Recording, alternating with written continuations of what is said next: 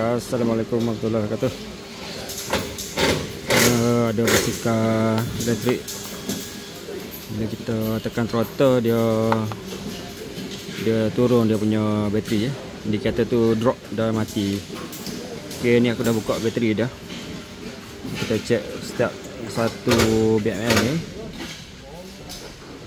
Okey, yang ni dapat 4 volt, satu sel B1. Ini B2 8 volt, B3 12, okey. Dan 16, okey. 20, okey. 24 dia akan naik 44 volt. 24 volt. 28 volt dan hasilnya 4 volt 32 volt. Okey, 32, 36. Tapi yang ni dapat 35. Okey, yang ni 35. Okay, kalau kita cek setiap satu bateri itu dia akan dapat yang mana tadi, yang ni. Yang ni 3.2 volt.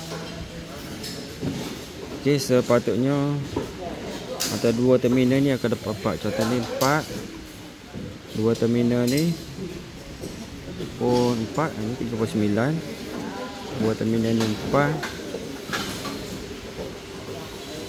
Dua lagi 4.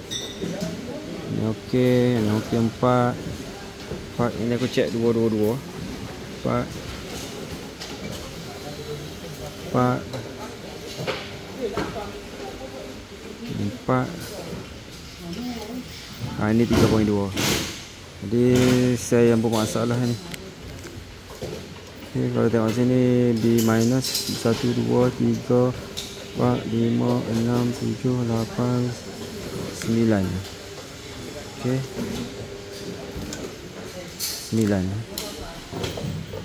10 11 12 13 9. Saya yang ke-9. Saya yang ke-9. Ini guna lipo. Yang ni aku dah buka dah. Di BMS dia ni dia charger current 5A dan discharge current 15.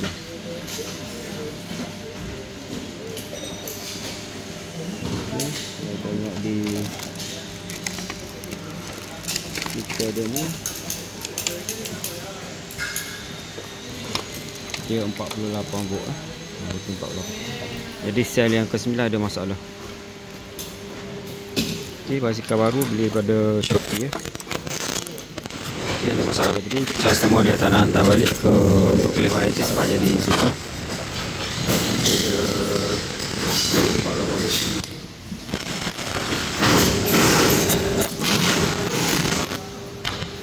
Jadi kau rasakan pada bateri sebab tu BMS ni dia cut off. Okey, itu saja perkongsian. Assalamualaikum warahmatullahi wabarakatuh.